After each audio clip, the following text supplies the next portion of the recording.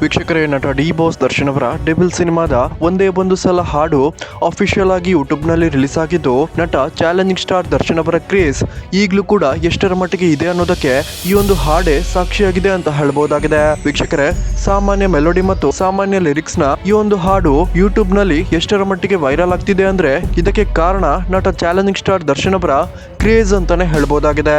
ಈಗಲೂ ಕೂಡ ನಟ ದರ್ಶನ್ ಫ್ಯಾನ್ಸ್ ನಟ ದರ್ಶನ್ ಅವರನ್ನ ಎಷ್ಟರ ಮಟ್ಟಿಗೆ ಪ್ರೀತಿಸ್ತಾರೆ ಅನ್ನೋದಕ್ಕೆ ಈ ಸಾಂಗ್ ಗೆ ಸಾಕ್ಷಿಯಾಗಿದ್ದು, ಕೇವಲ ಒಂದೇ ಒಂದು ಗಂಟೆಯಲ್ಲಿ 1 ಲಕ್ಷಕ್ಕಿಂತಲೂ ಹೆಚ್ಚು ಲೈಕ್ಸ್ ಮತ್ತು 6 ಲಕ್ಷಕ್ಕಿಂತಲೂ ಹೆಚ್ಚು ವ್ಯೂಸ್ ಅನ್ನ ಪಡೆದುಕೊಂಡಿದೆ. ಇದು ಕೇವಲ ಒಂದು ಲಿರಿಕಲ್ ಸಾಂಗ್ ಆಗಿದ್ದು, ಕೇವಲ 1 ಗಂಟೆಯಲ್ಲಿ KGF ಸಿನಿಮಾದ ರಾಕಿ ಬಾಯ್ ಸಾಂಗ್ ನ 1 ಗಂಟೆಯ ರೆಕಾರ್ಡ್ ಅನ್ನ ಮುರಿದಿದೆ. KGF ನ ರಾಕಿ ಬಾಯ್ ಸಾಂಗ್ 1 ಗಂಟೆಯಲ್ಲಿ 48,000 ಲೈಕ್ಸ್ ಅನ್ನ ಪಡೆದರೆ, ನಟ ದರ್ಶನ್ ಅವರ ಡೆಬಿಲ್ ಸಿನಿಮಾದ ಈ ಹಾಡು 1 ಗಂಟೆಯಲ್ಲಿ 1 ಲಕ್ಷಕ್ಕಿಂತಲೂ ಹೆಚ್ಚು ಲೈಕ್ಸ್ ಅನ್ನ ಪಡೆದಿದೆ.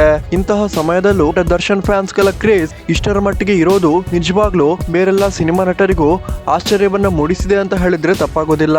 ನಿಜವಾಗ್ಲೂ ವೀಕ್ಷಕರೇ, ಇಂತಹ ಒಂದು ಫ್ಯಾನ್ಸ್ ಗಳನ್ನ ಪಡೆಯೋದಿಕ್ಕೆ ನಟ ಡಿ ಬಾಸ್ ದರ್ಶನ್ ಅವರು ಪುಣ್ಯ ಮಾಡಿದ್ದರು ಅಂತಾನೆ ಹೇಳ್ಬಹುದಾಗಿದೆ.